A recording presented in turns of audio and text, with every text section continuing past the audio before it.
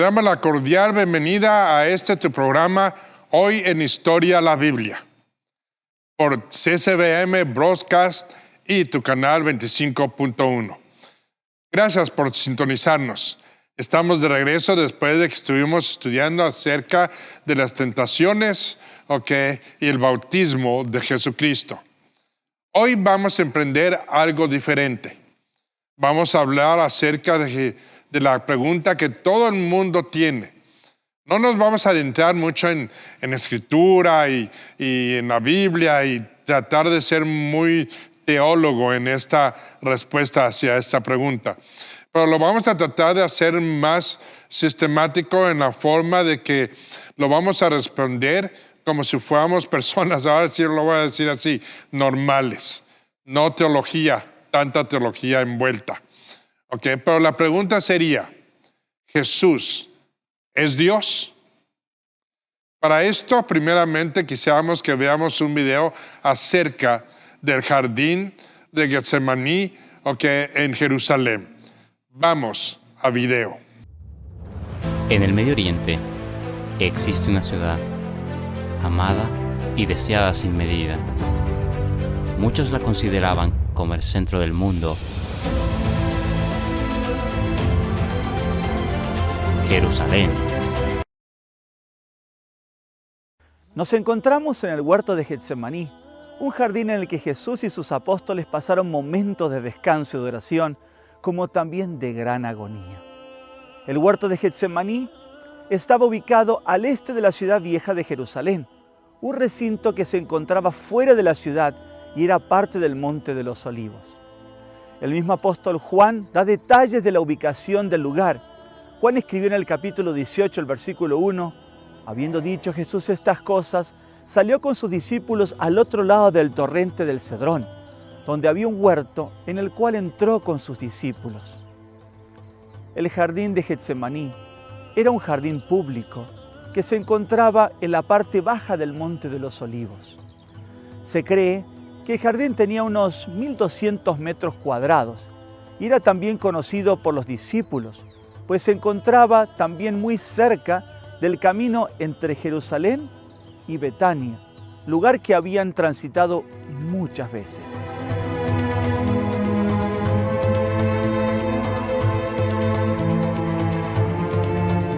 La palabra Getsemaní en griego aparece solo dos veces, una en el Evangelio de Mateo 26:36 y una en el Evangelio de Marcos 14:32. El Evangelio de Juan dice que Jesús entró en un jardín con sus discípulos. El nombre Getsemaní viene del arameo y significa prensa de aceite, refiriéndose al aceite de oliva. Al parecer, en aquellos días había una cierta cantidad de árboles de olivo que rodeaban el área. No se sabe a ciencia cierta cuál fue el verdadero lugar del jardín de Getsemaní.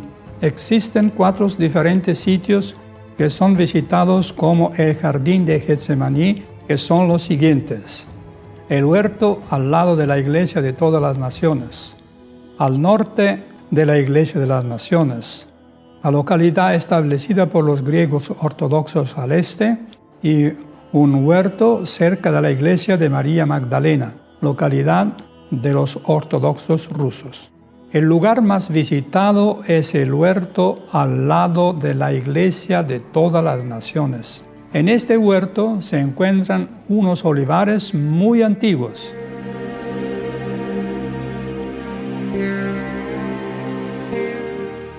Es impresionante ver estos olivares tan viejos y aún dando hojas y frutos. Un estudio realizado por el Consejo Nacional de Investigación de Italia en el año 2012 encontró que varios olivos en el jardín se encuentran entre los más antiguos conocidos por la ciencia. Las pruebas realizadas a 3 árboles con técnicas de carbono en las partes más antiguas de ellos dio como resultado que algunos eran del año 1092, 1166 y 1198 después de Cristo. También se realizaron pruebas de ADN y demostró que los 3 árboles originalmente provenían de una misma planta madre.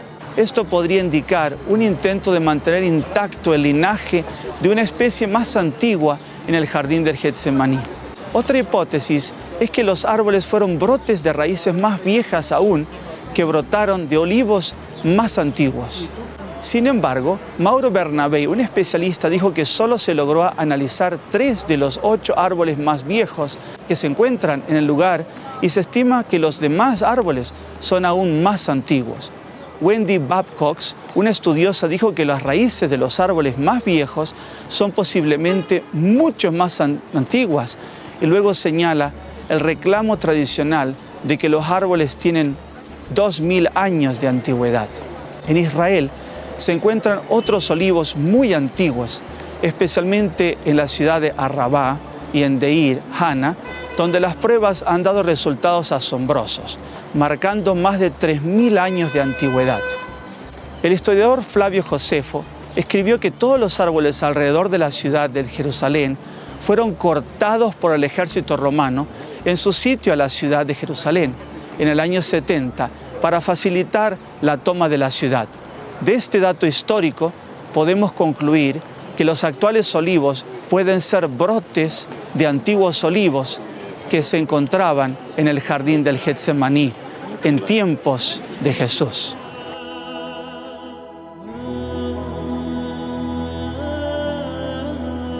Muy cerca del jardín de Getsemaní, en el Monte de los Olivos, al este de la antigua ciudad de Jerusalén, existe una gruta llamada la Gruta de Getsemaní, y la tradición menciona que fue en este lugar donde los discípulos descansaban mientras Jesús oraba.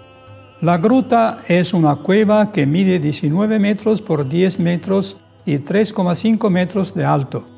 Análisis arqueológicos del área han dado como resultado que muy probablemente en el lugar se encontraba la prensa de aceite de olivas para la producción del aceite y que el lugar haya sido utilizado con propósitos agrícolas. Es probable que debido a esta gruta el lugar tomó el nombre de Jardín de Getsemaní, término que significa prensa de aceite. Además, es considerado como el lugar donde Jesús fue traicionado por Judas y en donde fue apresado. Algunos sostienen que es muy probable que en este mismo lugar o muy cerca de aquí tuvo Jesús el encuentro de noche con Nicodemo, registrado en Juan capítulo 3.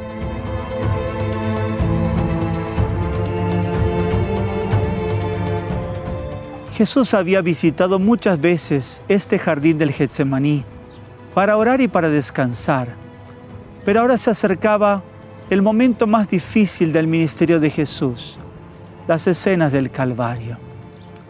El Evangelio de Mateo, en el capítulo 26, versículos 36 al 39, leemos: Entonces llegó Jesús con ellos a un lugar que se llama Getsemaní y dijo a los discípulos: Sentaos aquí hasta que yo vaya allá y ore. Tomó consigo a Pedro y a los 2 hijos de Zebedeo y comenzó a entristecerse y a angustiarse. Mi alma está muy triste hasta la muerte. Quedaos aquí y velad conmigo. Pasando un poco más adelante, se postró sobre su rostro, orando y diciendo: Padre mío, si es posible, pasa de mí esta copa, pero no sea como yo quiero, sino como tú. Jesús conocía cuál era su misión, pero el peso de la culpabilidad de los pecados del mundo era una carga pesada de llevar, aún para el inocente Hijo de Dios. La presencia del Padre Celestial se estaba retirando, y fue allí en el Getsemaní donde Jesús tuvo que dirigirse a su Padre pidiendo fuerzas de lo alto. Fue aquí donde el enemigo quiso colocar el pensamiento en Jesús de que quedaría para siempre distanciado del Padre. Jesús tambaleaba mientras caminaba triste y lleno de angustia. 2 veces fue sostenido por sus discípulos para evitar caer al suelo. Como hombre, debía soportar la ira de Dios contra la transgresión. Como sustituto y garante del hombre pecaminoso, Cristo estaba sufriendo bajo la justicia divina. Ahora anhelaba tener un intercesor para sí.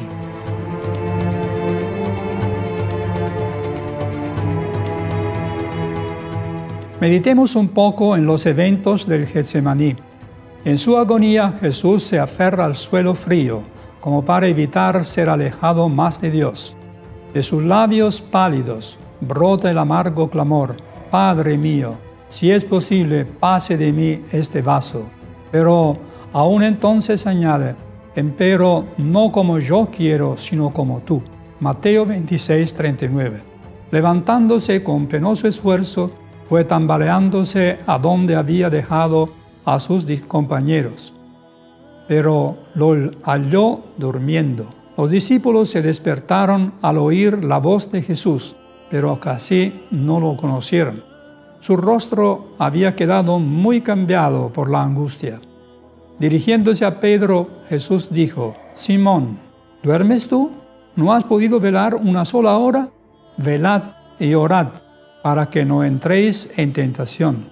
El espíritu a la verdad está pronto, mas la carne es débil. El Hijo de Dios volvió a quedar preso de agonía sobrehumana y tambaleándose volvió agotado al lugar de su primera lucha. Su sufrimiento era aún mayor que antes. Al apoderarse de él la agonía del alma, fue su sudor como grandes gotas de sangre que caían hasta la tierra. Se había acercado a la consumación de su obra como vencedor. Nuevamente Jesús oró: Padre mío, si no puede este vaso pasar de mí sin que yo lo beba, hágase tu voluntad. Mateo 26:42. Cuando Jesús vino a ellos, los halló otra vez dormidos. Por segunda vez su presencia los despertó. Vieron su rostro surcado por el sangriento sudor de la agonía y se llenaron de temor. No podían comprender su angustia mental. Apartándose, Jesús volvió a su lugar de retiro y cayó postrado por tercera vez, vencido por el horror de una gran oscuridad.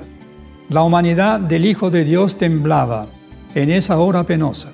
Por tercera vez las palabras caen temblorosamente de los pálidos labios de Jesús: Padre mío, si no puede este vaso pasar de mí sin que yo lo beba, hágase tu voluntad. Fue aquí donde Jesús vio claramente la suerte de los pecadores, sin esperanza y destinados a la perdición. Su decisión queda hecha: salvará al hombre, sea cual fuera el costo. Su oración expresa ahora solamente su misión: si no puede este vaso pasar de mí sin que yo lo beba, hágase tu voluntad. Habiendo hecho la decisión, agotado, cayó al suelo. En esta terrible crisis, una luz resplandeció en medio de la tempestuosa oscuridad de esa hora crítica, y el poderoso ángel vino al lado de Cristo. No vino para quitar de su mano la copa, sino para fortalecerle a fin que pudiese beberla, seguro del amor de su Padre. La angustia de Cristo no cesó, pero le abandonaron su depresión y desaliento.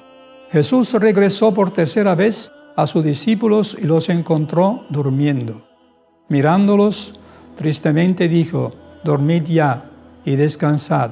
He aquí ha llegado la hora, y el Hijo del Hombre es entregado en manos de pecadores.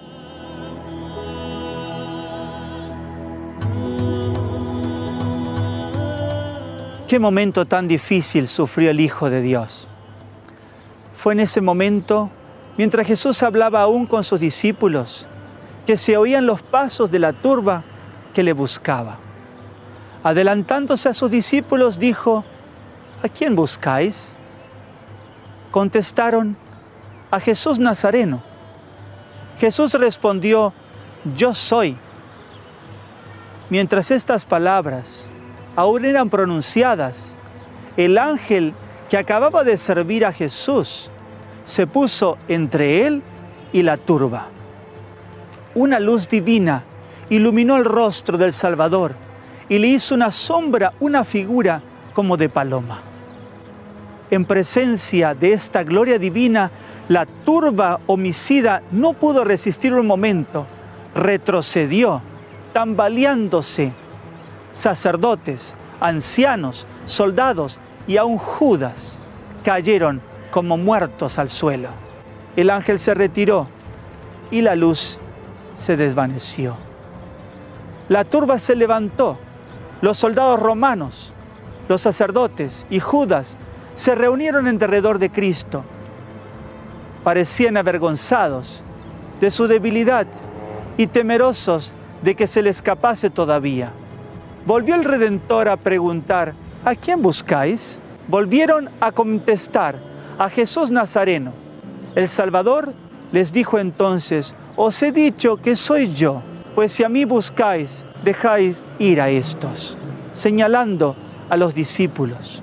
Judas, fingiendo no tener parte con ellos, se acercó a Jesús, le tomó de la mano como un amigo familiar y diciendo: salve maestro, le besó repetidas veces, simulando llorar de simpatía por él en su peligro. En su ira, Pedro sacó impulsivamente su espada y trató de defender a su maestro, pero no logró sino cortar una oreja del siervo del sumo sacerdote. Cuando Jesús vio lo que había hecho, libró sus manos, aunque eran sujetadas firmemente por los soldados romanos, y diciendo: dejad hasta aquí. Tocó la oreja herida y ésta quedó inmediatamente sana. Dijo luego a Pedro: vuelve tu espada a su lugar, porque todos los que toman espada, a espada perecerán. Aquí tenemos una gran lección de Jesús. Vivimos en un mundo de violencia. Esta misma ciudad de Jerusalén tantas veces ha sido foco de violencia y guerras. Jesús vino aquí para traernos, para mostrarnos el camino de la paz. Su reino no se basó en la fuerza, sino en el amor. Es por ello que Jesús dijo en Mateo capítulo 5, el versículo 9, bienaventurados los pacificadores, porque ellos serán llamados hijos de Dios. En este momento, los discípulos, viendo que Jesús era prendido por los soldados romanos, huyeron llenos de temor, dejando solo al Salvador del mundo en su camino al Calvario. Terrible sufrimiento cargó por nosotros el Hijo de Dios. ¡Qué amor tan grande por nosotros! Cargó la culpa por tus pecados y los míos. Querido amigo, reconozcamos nuestros pecados y vayamos al Calvario. Veamos el gran amor de nuestro Salvador para rescatarnos de la muerte eterna y darnos una oportunidad de vida. Sigamos el ejemplo de Jesús, de aferrarnos a Dios en nuestra debilidad, en nuestras pruebas, y el mismo poder de lo alto que sostuvo al Hijo de Dios nos fortalecerá. Estamos de regreso después de este increíble video acerca del jardín de Getsemaní. Pero como estábamos diciendo anteriormente, la pregunta es: ¿Jesucristo o Jesús es Dios? ¿Alguna vez conociste a un hombre que es el centro de atención donde quiera que vaya? Posiblemente tu hermano o algún amigo que tengas, o que tuvieran alguna característica misteriosa e indefinible, lo diferencia de todos los demás hombres, lo que lo diferenciaba de todos los demás hombres. Alguien especial. No sea que fuera alguno conocido, posiblemente a alguien que tú habías seguido. Bueno, así fue hace unos 2000 años con Jesucristo. Él fue una persona especial, carismática, que tenía algún toque en alguna forma. Pero tenemos que recordar esto, porque dentro de la profecía y la descripción de Jesucristo en Isaías, nos dice de que Él era una persona normal y común y corriente como todos nosotros. Es más, era una persona que no era de desearse, que no estaba esperando que la gente lo viera y que dijeran, wow, esta persona es el hombre que estaba esperando, el líder que estaba esperando. Por todo lo contrario, la Escritura nos dice que inclusive la gente lo trataba de evadir o de verlo. Sí. Pero no fue simplemente la personalidad de Jesús lo que cautivó a quienes lo escucharon. No era de que fuera una persona sobreelegante o una persona grande y formida, o como dicen hoy día, que fuera carita, bien parecido. No era un Salomón. Salomón se nos describe como una persona alta, formida, fuerte, carismática, con carácter, que desplayaba autoridad y presencia.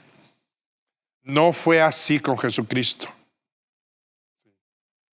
Aquellos que presenciaron sus palabras y su vida nos dicen que algo acerca de Jesús de Nazaret era diferente de todos los demás hombres, de todo lo que habían escuchado acerca de el Mesías, vamos a decirlo así, o de los héroes de la Biblia.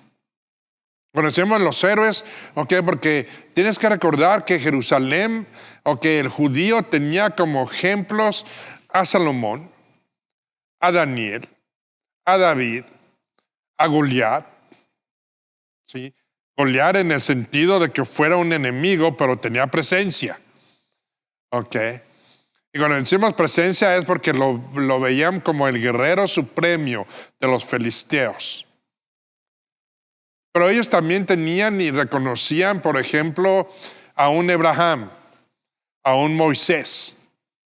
Y en todos ellos podían encontrar algo que los hacía verlos como algo especial. Pero las únicas credenciales que Jesucristo tenían eran el ser él mismo. Nadie más, no pretendía ser alguien más. Jesucristo nunca escribió un libro, no comandó un ejército, no ocupó el cargo político o poseía propiedades por sí mismo. Era una persona común y corriente. En su mayoría viajó a menos de 5 millas de su pueblo natal. Sin embargo, atraía multitudes que se sorprendieron de sus palabras provocativas y sus impresionantes obras. Cuando hablamos acerca de sus impresionantes obras, eran los milagros que él estaba haciendo. Y no solo eso, la Escritura nos dice, cuando describe lo que Jesucristo hacía, que él hablaba con una autoridad suprema, que la gente lo veía, lo escuchaba y se identificaba dentro o con él, dentro de esa autoridad.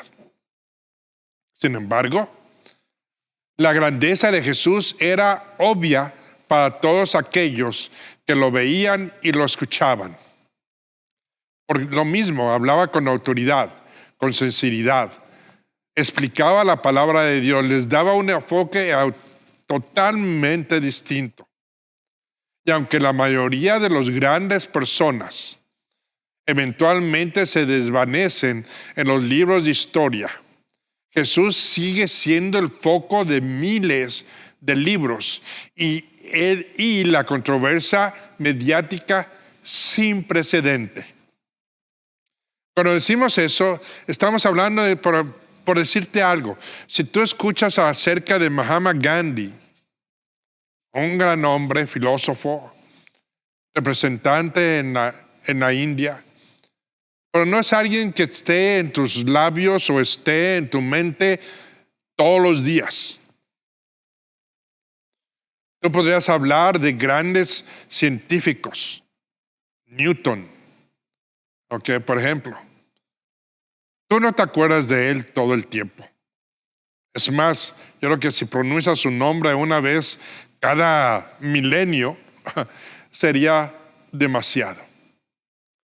Sin embargo, Jesucristo se ha mantenido en un enfoque universal.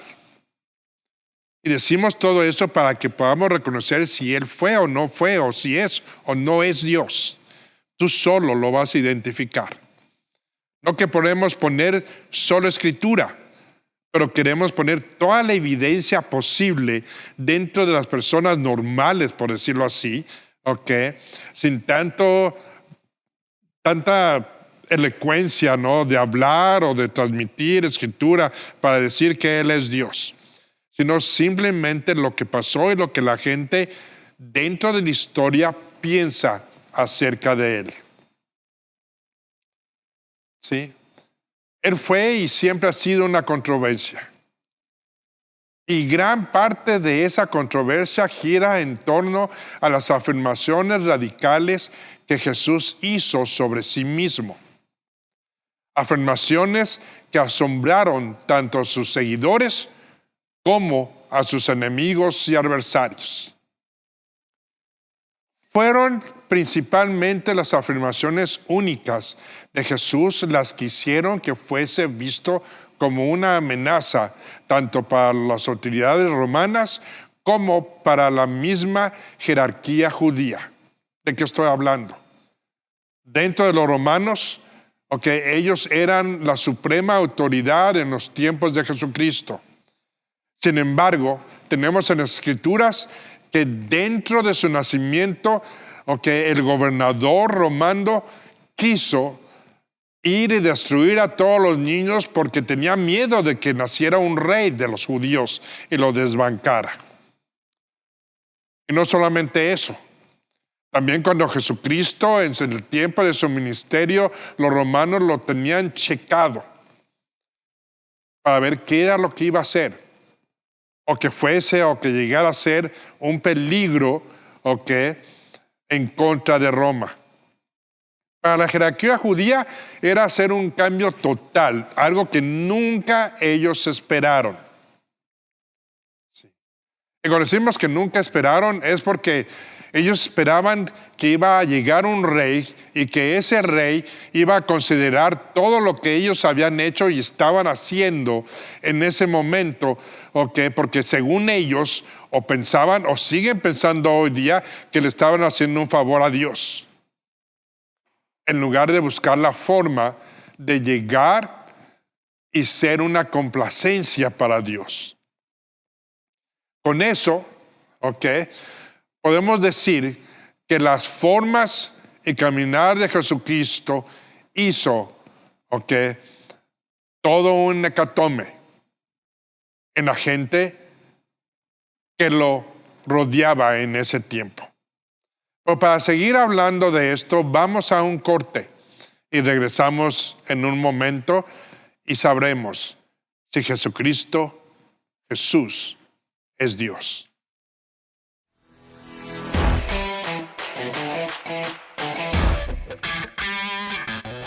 Esposo, padre, amigo y líder. Un diseño original de nuestro creador. Hombres en Guerra, edificando hombres de verdad. Domingos 10 p.m. por CCBM Master Seminary.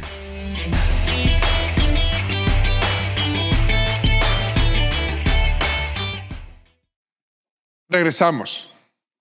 Aunque era un forastero Jesucristo para los romanos y los judíos, sin credenciales ni base de poder político, en 3 años Jesús cambió el mundo durante los siguientes 20 siglos.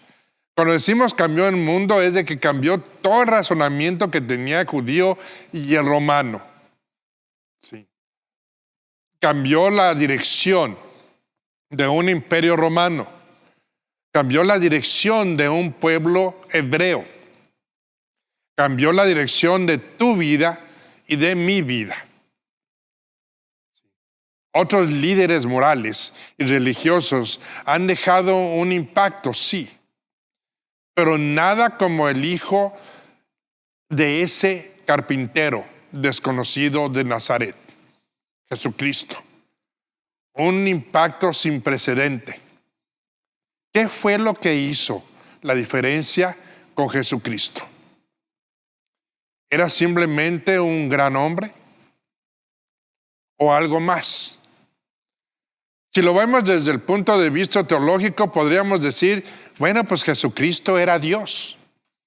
Y al ser Dios, Él podía hacer grandes cosas, cosas magníficas, y poder cautivar las mentes, corazones, formas, de vida de la gente alrededor de Él.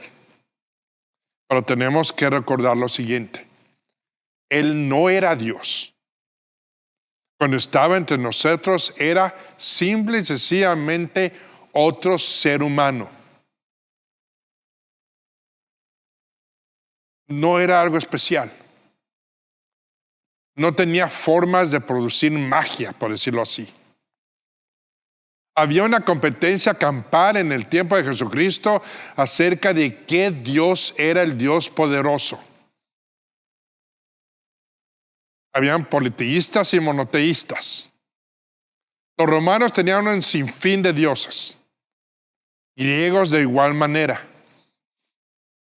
Y todos los que estaban dentro de esa región tenían la misma facultad de crear dioses. Inclusive, en el tiempo del nacimiento de la iglesia, Pablo se encuentra en Antioquía cuando él ve a un grupo de gente que tenía una roca que decía al Dios desconocido. ¿Y por qué lo tenían así? Simplemente porque en su pensamiento y en su razonamiento decían, si llega algún Dios que no conocemos, le podemos decir que ahí teníamos su altar y ponerle su nombre. Así no estaremos en falta.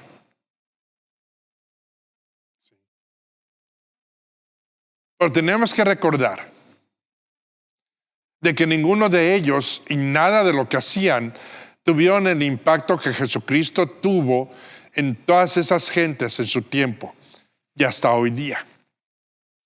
Por eso la pregunta es, ¿qué fue lo que hizo la diferencia con Jesucristo?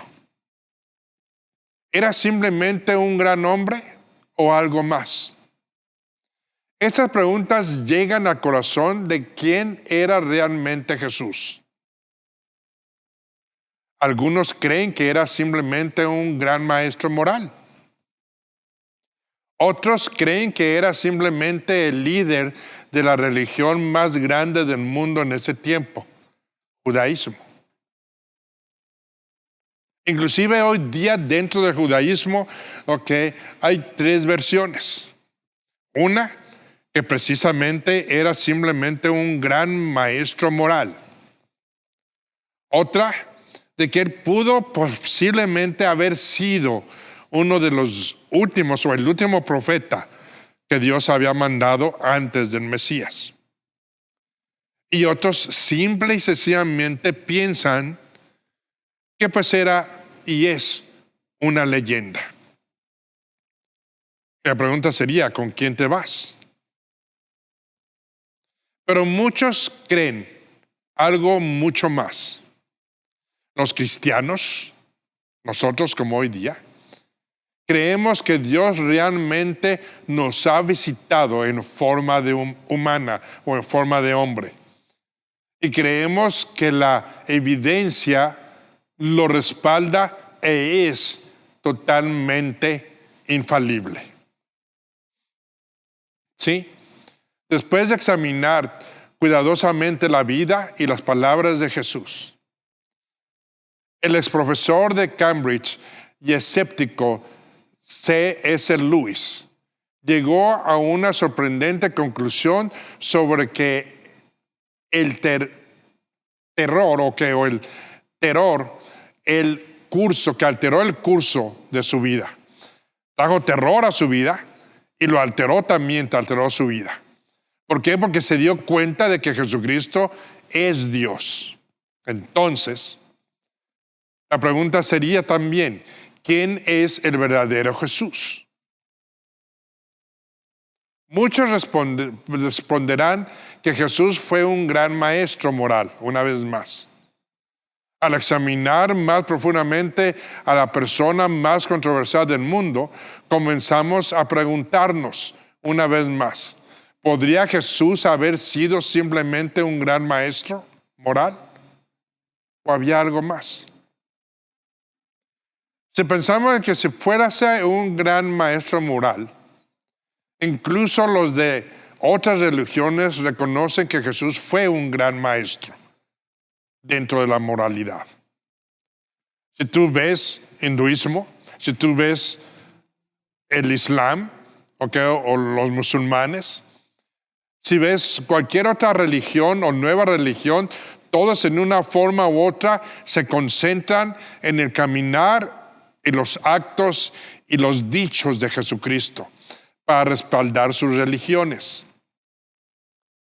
Inclusive el hindú, uno de los grandes líderes hindú, Mahatma Gandhi, habló muy bien de la vida recta de Jesús y de sus profundas palabras e enseñanzas, reconociéndolo como el maestro de maestros. También, asimismo, el erudito judío Joseph Klassner escribió lo siguiente: es universalmente admitido que Cristo enseñó la ética más pura y sublime. Cuando leemos de esas afirmaciones, estamos hablando de gente que no eran ni siquiera cristianos o que quisieran creer en que Jesucristo era Dios o el Hijo de Dios. Todo eso arroja los preceptos morales y las máximas de los hombres más sabios de la antigüedad a la sombra de Jesucristo. El sermón de Jesús en el monte ha sido llamado la enseñanza más superlativa de la ética humana jamás pronunciada por un individuo. Si tú ves las formas en que Jesucristo hablaba y lo que dijo y lo que pronunció y lo que afirmaba, cada una de sus enseñanzas eran un reto a la ética humana de ese tiempo y de hoy día. Y sigue siendo un reto para nosotros. Un reto porque habla exactamente de lo que tú y yo aceptamos, aprobamos o permitimos y que inclusive condenamos. Sin embargo, tratamos de encontrar formas en las que queremos sustituir sus palabras para algo más o menos importante. Que no hay nada más importante que las palabras de Jesucristo. Pero para ello vamos a seguir hablando acerca de esto, pero vamos a un corte y regresamos con ¿Jesucristo es Dios? Fortaleza en la familia y en la sociedad es la mujer. De su bondad nacen valores y virtudes para enseñanza de otros. Por eso, CCBM Master Seminary te invita a ver Mujeres de Hoy, para aquellas mujeres que buscan crecer y marcar la diferencia en su comunidad. Todos los viernes a las 10 de la mañana, aquí en tu canal. Regresamos. De hecho, gran parte de lo que hoy conocemos como igualdad de derechos es en realidad el resultado de la enseñanza de Jesucristo. ¿Cómo lo puedes, o cómo puedes explicar eso? Sí. Si tú ves el discurso de la montaña, si tú ves las beatitudes, si tú ves acerca de las parábolas, todas en una forma u otra hablan de ese derecho de igualdad y el derecho de amar o del amor de Dios.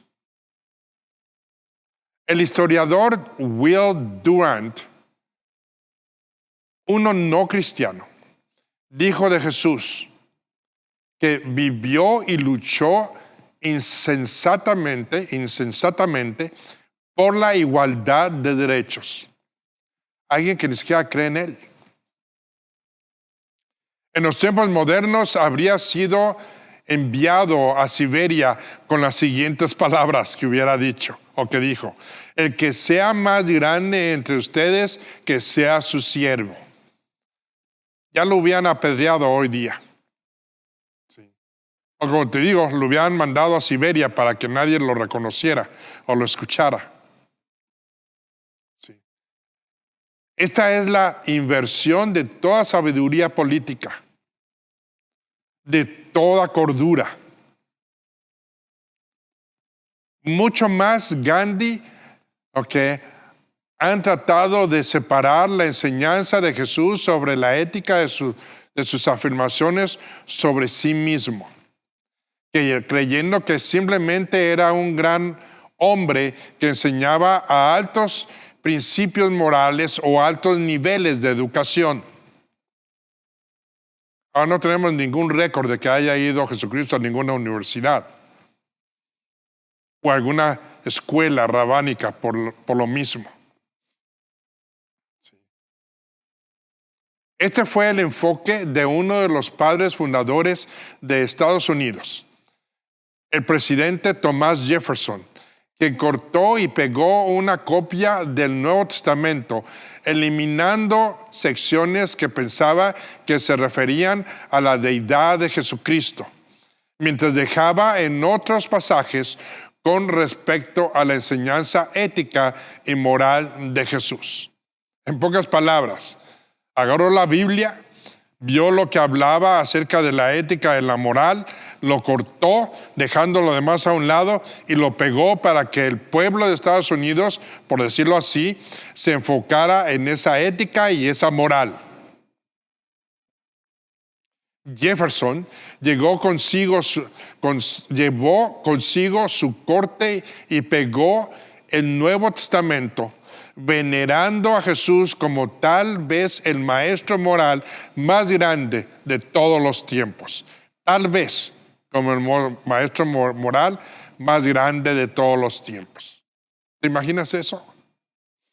De hecho, las memorables palabras de Jefferson en la Declaración de Independencia estaban arraigadas en la enseñanza de Jesús, de que cada persona es de inmensa e igual importancia para Dios, independientemente de su sexo, de su raza o de su estatus social. Todos son iguales en los ojos de Dios. El famoso documento establece: consideramos que estas verdades son evidentes, que todos los hombres son creados iguales, que son dados por su Creador con ciertos derechos inalienables. Es lo que dijo Thomas Jefferson. Pero una cosa, Jefferson no respondió. A algo no respondió él. Si Jesús falsamente afirmó ser Dios, no podría haber sido un maestro moral.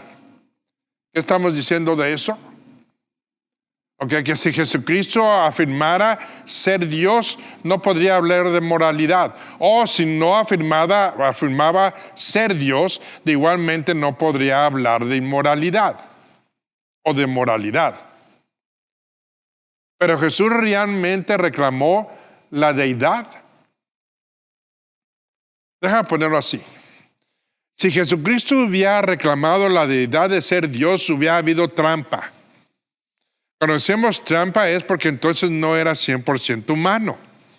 Y si no era 100% humano, él no iba a poder, a responder y saber los sentimientos de un ser humano o de vivir en ellos. No lo podría hacer. ¿Sí? Y cuando decimos que no lo podría hacer, estamos hablando de que, pues si es Dios, ¿qué necesidad tendría él de venir? Cuando él solamente tenía que ser la palabra y todo cambiaría. Sí, pero antes de afirmar lo que Jesús afirmó o no afirmó, tenemos que examinar la posibilidad de que él fuera simplemente un gran líder religioso. Ya hablamos de ser un gran maestro. Ahora podríamos hablar acerca de ser un líder religioso. O si cubre todas esas cualidades dentro de su humanidad. Si hablamos de un gran líder religioso, sorprendentemente Jesús nunca afirmó ser un líder religioso. Nunca entró en política religiosa ni impulsó una agenda ambiciosa. Y ministraba casi en toda la totalidad fuera del marco religioso establecido por los mismos fariseos y saduceos y aún sumos sacerdotes. Él no se puso a ver qué era lo contrario o qué era lo bueno o qué era lo que no deberían de hacer o cómo castigar a aquellos que estaban cambiando la palabra de Dios. Él simple y sencillamente se reafirmó en el plan perfecto y enseñar, como todos deberíamos de hacerlo, la sana doctrina. Solo la palabra de Dios. Sí, cuando uno compara a Jesús con los otros grandes líderes religiosos, surge una distinción notable.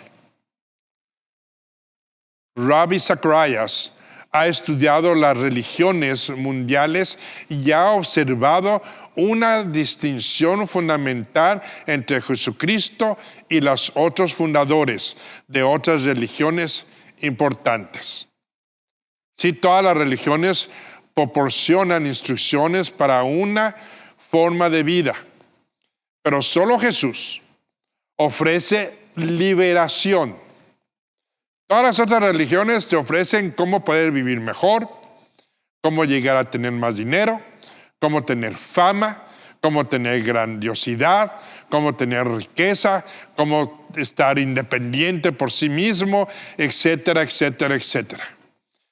Pero Jesucristo solo ofrece liberación. Ser liberado de todo aquello que es en contra de Dios, de tu pecado. Ninguna otra religión o que te ofrece una liberación a tu pecado. Si Él ofrece un perdón por pecado y transformación dentro de tu vida. Jesús no solo enseñó o expuso su mensaje. Él era idéntico a su mensaje. Él vivía su mensaje. Él caminaba sus enseñanzas. Él honraba las proclamaciones que él hacía. La verdad del punto de Zacarías, de Ravi Zacharias, se subraya por el número de veces en los evangelios que en el mensaje dedicado o dáctico de Jesucristo era simplemente venir a mí, o sígueme, o obedéceme. El mensaje de Jesucristo no era te voy a hacer, o te voy a lograr, o te voy a dar, o te voy a X. Simplemente Él decía, ven a mí, o sígueme. Se lo dijo a Mateo, se lo dijo a sus discípulos. Se lo dijo a la gente que estaba cercana diciéndole, ven a mí y saciaré tu sed. No dijo, y te haré rico y famoso. ¿Pero sabes algo? Todos aquellos que llegaron a Jesucristo como discípulos o simplemente como Pablo, ¿tú te imaginas que Pablo alguna vez hubiera pensado, voy a estar en la boca de millares de millones de gentes en el año 2021? Ni siquiera pensó eso. Simplemente lo único que él pensó fue servir a su Creador, a su Mesías. Pero vamos a ver a otros aspectos. Pero vamos primero a un corte y regresamos. La Biblia, ficción o verdad. El programa perfecto para entablar una conversación que será edificante para tu cosmovisión, con la participación de distintos panelistas, exponiendo así temas de interés en un ámbito teológico. A través de distintas series como Salvación, Expiación Sustitutiva, Libre Albedrío, Frutos del Espíritu, domingo 10 a.m., CCPM Broadcasting, Más que Teología, el camino a Jesucristo. Regresamos. Además, Jesús dejó en claro que su misión principal era perdonar los pecados, algo que solo Dios podía hacer. En las grandes religiones del mundo, Huston Smith observó que de todos los líderes religiosos, solo Jesús decía ser divino, nadie más. Y eso nos lleva a la cuestión de lo que Jesús realmente reclamó por sí mismo, específicamente. ¿Jesús dijo ser Dios? Esa es la pregunta culminante. Entonces, ¿qué es lo que convence a muchos eruditos de que Jesús afirmó ser Dios? El autor John Piper explica que Jesús reclamó el poder que pertenecía únicamente a Dios.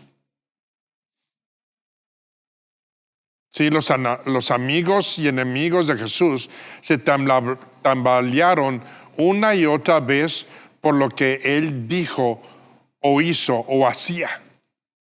Cuando decimos se tambalearon es de que cada vez que él hablaba, no solamente refutaba lo que ellos decían, pero reafirmaba la palabra de Dios con autoridad, como si fuese él mismo Dios hablándole a ellos. Él caminaba por el camino aparentemente como cualquier otro hombre. Luego giraba y decía algo así como: antes de que Abraham lo fuera, lo soy. O si me has visto al Padre. O muy tranquilamente, después de ser acusado de blasfemia, dijo: el Hijo del Hombre tiene autoridad en la tierra para perdonar los pecados. Y a los muertos podría simplemente decir: venid, o levántate, o sal. Y ellos lo hacían. Ellos obedecían. Y a las tormentas en el mar le decía: no te quedemos o quédate quieta. Y en una barra, a una barra de pan, decía: conviértete en 1000 comidas. Y se hizo todo eso inmediatamente. Detuvo tormentas, se las ordenó. Convirtió peces en millares de peces para alimentar más de 5,000 gentes. Tomó un pan y lo convirtió en 1000 pedazos para satisfacer el hambre de la gente que lo rodeaba. ¿Cómo podía hacer eso? Pero ¿qué quiso decir realmente Jesús con tales declaraciones? ¿Qué quiso decir con lo que él hacía? ¿Es posible que Jesús fuera simplemente un profeta como Moisés o Elías o Daniel? Pero para contestar esas preguntas tenemos que observar la vida de Jesucristo.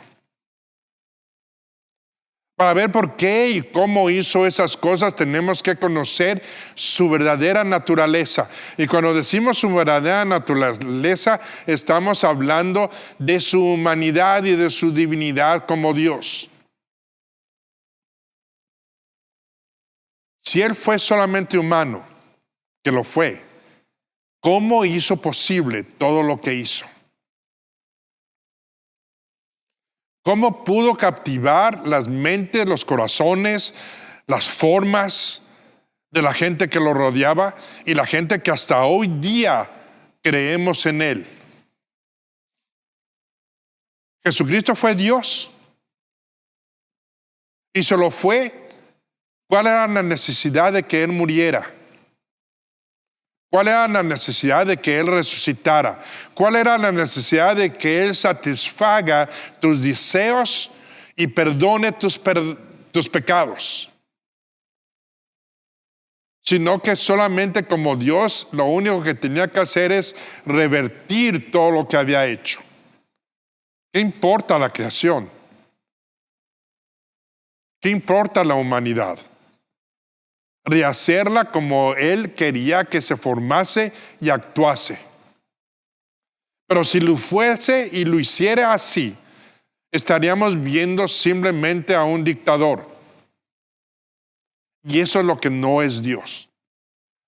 Y si viésemos a Jesucristo como Dios simplemente, estaríamos en una forma, en una religión o una relación falsa. Porque entonces ese mismo Dios no sería justo. Por eso nos tenemos que preguntar, si Dios era verdaderamente Dios y su palabra lo reafirma, ¿cómo pudo actuar como un ser humano? Es algo que tú y yo tenemos que contestarnos, porque Él lo fue, ser humano y Dios. Pero para esto regresaremos el próximo programa, para que podamos distinguir entre su humanidad y su divinidad como Dios. Con eso me despido, dándote gracias por vernos y recuerda que nos puedes ver en YouTube y en Facebook, entrar a nuestra página web y adquirir nuevos estudios. Te damos las gracias y hasta pronto en nuestro próximo programa. Nos despedimos, CSBM Broadcast.